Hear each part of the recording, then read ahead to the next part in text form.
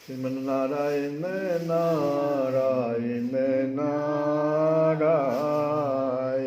श्रीमन्नारायण नारायण नारायण।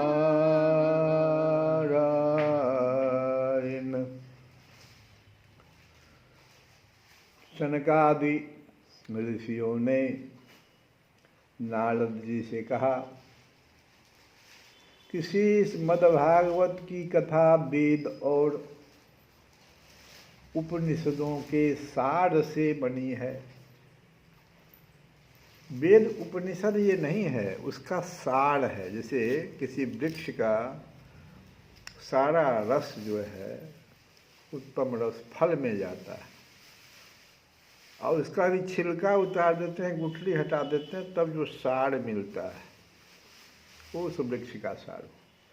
वैसे ही ये जो श्रीमद् भागवत है, सनकादि ऋषि कह रहे हैं, इसकी जो कथा है वो वेद और उपनिषदों के सार से बनी हुई है।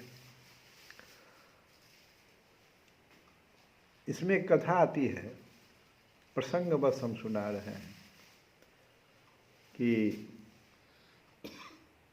भगवान कहे कर्दम जी से, कर्दम ऋषि से कि तुम विवाह कर लो, संतान उत्पन्न करो, मेरे कार्य में तुम सहायक बनो। अब भगवान की बात कैसे कर्दम जी मना करते? तो उन्होंने कहा कि इसके लिए तो मुझे तप करना पड़ेगा।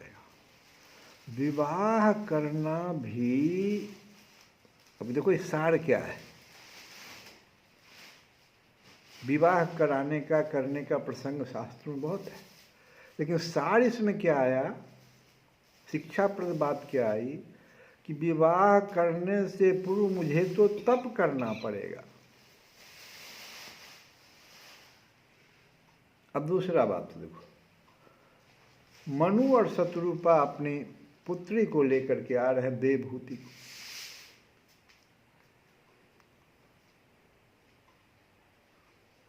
कर्दम जी के पास भगवान का आदेश है, कैसे वो मना करेंगे?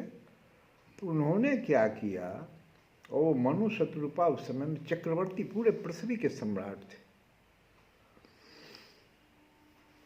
बड़ी उनकी समझो कि धर्मपरायण पुत्री देवहूति, उसको लेके आए थे सम्राट। और कहाँ किसके पास ला रहे हैं पुत्री को? एक ऋषि के पास, जिसके पास सिर्फ आश्रम है एक, वैसे घर में पड़ी हुई लड़की। कितना माने इसमें ज्ञान भरा हुआ है इस श्रीमद् भागवत में। कर्दम जी ने 3 वहाँ पे आसनी बिछा दिया। देखो अभी भी हम लोग लड़के और लड़की का परीक्षण करते हैं, परीक्षा जिसको कहते हैं। अब देखो कर्दम जी परीक्षा ले रहे हैं, 3 आसनी बिछाया उन्होंने।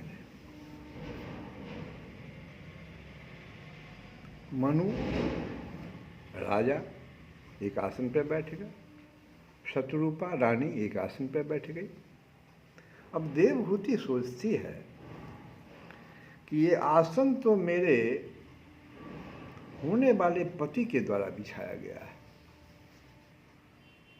इस पर मैं कैसे बैठूंगी? ये तो धर्म के विरुद्ध, क्योंकि मनु और शत्रुपा के द्वारा संस्कारित वो लड़की है, देखो वो करे, उस पर मैं कैसे बैठूंगी? और नहीं बैठूंगी तो ऋषि का जो है सम्मान नहीं हो पाएगा। आसनी तो बिछा दिया उन्होंने। तो देवहूति ने क्या किया, दाहिने हाथ के अंगूठे से उस आसनी पे अपना अंगूठा डाल दिया और उस आसनी के बगल में बैठे। सम्मान भी हो गया आसनी का, और वो आसन पे बैठी भी नहीं। करदम जी इसको देख लिए, अरे ये तो बहुत संस्कारी लड़की है। अगला परीक्षा देखो, एक पर एक परीक्षा, परीक्षण विधि देखो लड़के और लड़की का। एक तो राजा सम्राट की लड़की और एक आश्रम में रहने वाले ऋषि से शादी हो रही है, कुछ नहीं है उनके पास। उन्होंने एक शर्त रख दिया तुरंत करदम जी ने कि भगवान का आदेश है, एक संतान उत्पन्न करने के बाद हम जो है पुनः तप कर दे, संन्यास ले लेंगे। शर्त रख दिया उन्होंने शादी से पहले। अब बताओ, सम्राट बैठे हुए, वो रानी की तरफ देखे कि क्या हुआ भाई, अब क्या करोगी? ये तो कह रहे हैं कि हम तो एक संतान के बाद हम संन्यास ले लेंगे। और शत्रुपा मनु की पत्नी, सोचो, वो अपनी पुत्री की तरफ देखने, पिता और माता दोनों पुत्री की तरफ देख रहे हैं कि बोलो अब क्या तुम चाहती हो, क्या कहना चाहती हो? क्या जवाब दिया उन्होंने? देवहूति ने कहा कि हम कामी पति से शादी करने नहीं आए हैं, मुझे बहुत खुशी हुई, एक तपस्वी पति से मेरी शादी हो। देखो परीक्षण, ये परीक्षा है। ये सारी बातें हमारे इस शास्त्र में लिखा हुआ है, और तब जो संतान हुआ उसका भी वर्णन है। तो इसलिए इसमें कहा गया सनकादि ऋषियों के द्वारा श्रीमद् भागवत की कथा वेद और उपनिषदों के सार से बनी है, इसलिए उनसे अलग उनकी फल रूपा होने के कारण, ये फल है वेद और उपनिषद का, तो फल रूपा होने के कारण यह बड़ी उत्तम जान पड़ती है। और जिस प्रकार रस वृक्ष की जड़ से लेकर शाखा अग्र पर्यंत रहता है, किंतु इस स्थिति में उस रस का आस्वादन नहीं किया जा सकता जब वह वृक्ष में भी तो रस है। वही जब अलग होकर फल के रूप में आ जाता है, तब संसार में सभी को प्रिय लगने लगता है।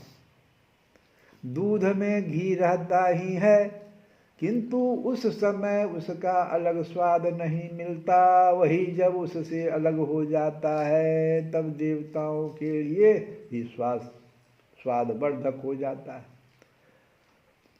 गुड़, जिसको खांड कहते हैं, ईख के ओर छोर और बीच में भी व्याप्त रहता है, तथापि अलग होने पर उसकी कुछ और ही मिठास होती है। ऐसे ही यह भागवत की कथा है। यह भागवत पुराण वेदों के समान है, और इसे श्री व्यास देव जी ने भक्ति, ज्ञान और वैराग्य की स्थापना के लिए प्रकाशित किया है। वो देख रहे थे कि कलयुग आ रहा है। अभी अभी हम लोग सुने कि किस प्रकार से भक्ति भी बूढ़ी हो गई, ज्ञान भी बूढ़ा और वैराग्य भी बूढ़ा। पुनर्स्थापना, इन लोगों के पुनर्स्थापना के लिए भागवत की रचना श्री व्यासदेव जी ने की। तो नारद जी ने कहा कि हे महानुभावों, सनकादिक ऋषियों को कह रहे हैं, आपका दर्शन जीव के संपूर्ण पापों को तत्काल नष्ट कर देता है और जो संसार दुख रूप दावानल से तपे हुए हैं उन पर शीघ्र ही शांति की वर्षा करता है। आप निरंतर शेष जी के सहस्त्र मुखों से गाए हुए भगवत कथामृत का ही पान करते रहते हैं।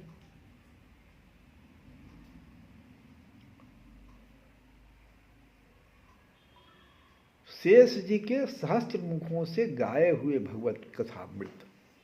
यहाँ पर एक बात याद आ गई, ये जो गुरु मंत्र है इसका क्या महत्व है, नाम से अलग ये क्या है। सो देखो, भगवान गरुड़ पर सवार होकर के आते हैं। जब भी किसी भक्त के पास आते हैं तो गरुड़ पर सवार होकर आते हैं। गरुड़ के दोनों पंखों से वेद की ध्वनि निकलती रहती है। मतलब भगवान मंत्र पर सवार होकर आते हैं। ये इशारा है यहाँ पर। जो गुरु मंत्र हमें दे देते हैं, उस मंत्र के जाप करने में अगर हम सावधानी बना के रखें, जो हमसे गुरु ने मंत्र के समय में, ये गुरु जो है एक तो दक्षिणा लेते हैं, कहते हैं कि कम से कम 5 माला तुमको करनी पड़ेगी, यही तुम्हारी दक्षिणा होगी। और इस मंत्र का तुम बड़ा सावधानी से प्रयोग करना, क्योंकि इसी पर चढ़ के भगवान आएंगे तुम्हारे पास। नाम अलग चीज है।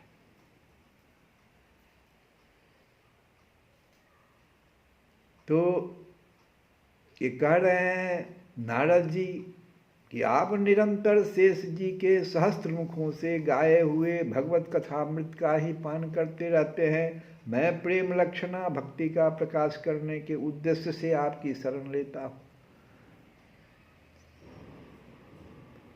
जब अनेकों जन्मों के संचित पुण्य पुंज का उदय होने से मनुष्य को सत्संग मिलता है, तब वह उसके अज्ञान जनित मोह और मद रूप अंधकार का नाश करके विवेक उदय होता है। कथा सुनने में भी कहा गया है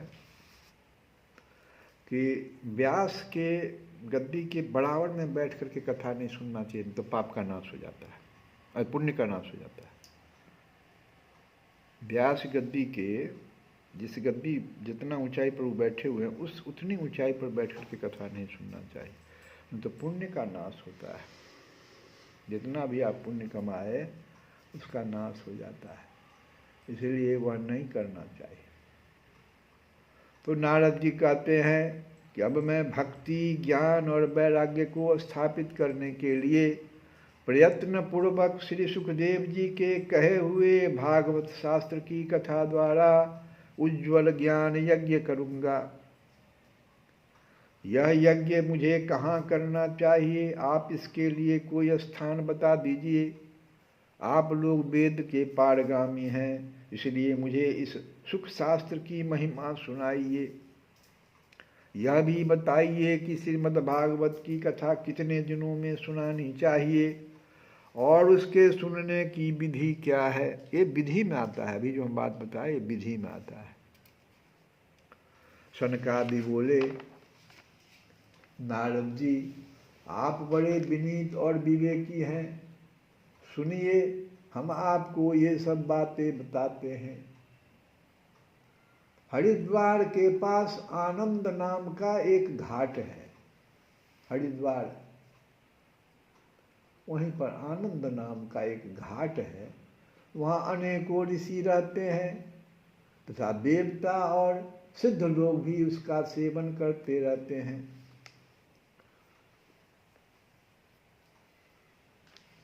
नैमिषारण्य जो है वो कथा के लिए धाम है। हमेशा वहाँ कथा जो है, निरंतर कथा होते रहता है, भगवान की कथा। अयोध्या जो है वो वैरागियों के लिए, सन्यासियों का धाम है, वैराग्य प्राप्त करने का धाम है। मथुरा प्रेम और काशी ज्ञान प्राप्त करने का धाम।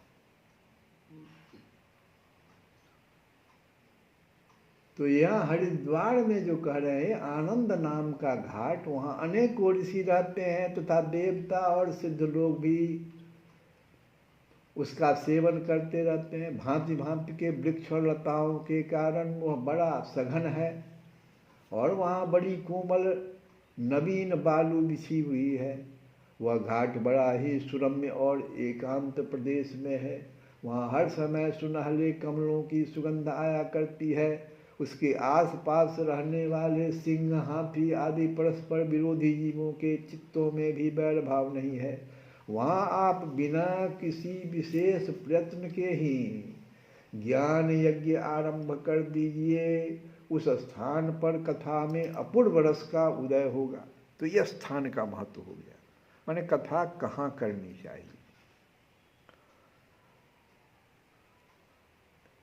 भक्ति भी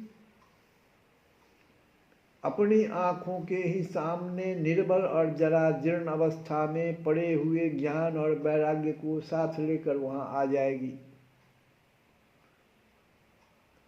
क्योंकि जहाँ भी श्रीमद् भागवत की कथा होती है वहाँ ये भक्ति आदि अपने आप पहुँच जाते हैं। वहाँ कानों में कथा के शब्द पढ़ने से ये तीनों तरुण हो जाएंगे। जिस शंका के समाधान के लिए आप मेरे पास भी आए हैं, तो आप इस कथा को, श्रीमद् भागवत की कथा को, हरिद्वार के पास आनंद नाम का जो घाट है वहाँ इस कथा को करिए।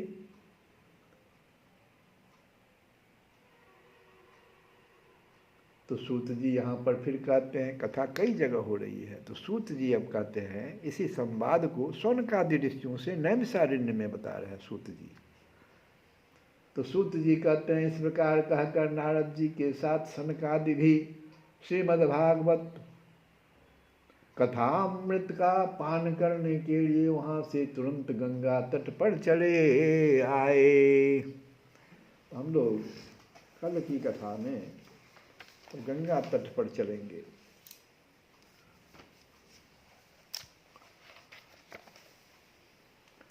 राधे तेरे चरणों की अगर धूल जो मिल जाए,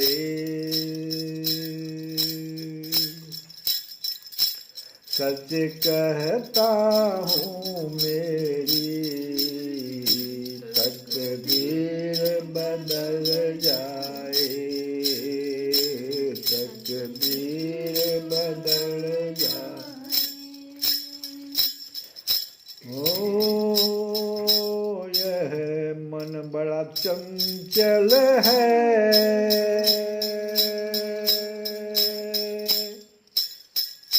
यह मन बड़ा चंचल है, कैसे तेरा भजन करूं, यह मन बड़ा चंचल है, कैसे तेरा भजन करूं, जितना इसे समझाऊं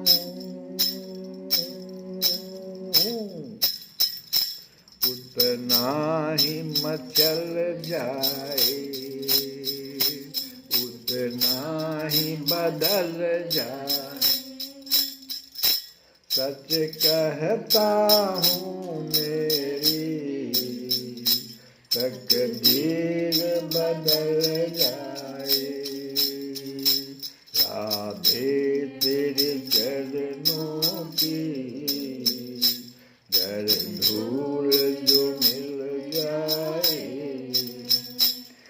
सच कहता हूँ मेरी तकदीर बदल जाए। श्री कृष्ण गोविंद हरे मुरारे, हे नाथ नारायण वासुदेव।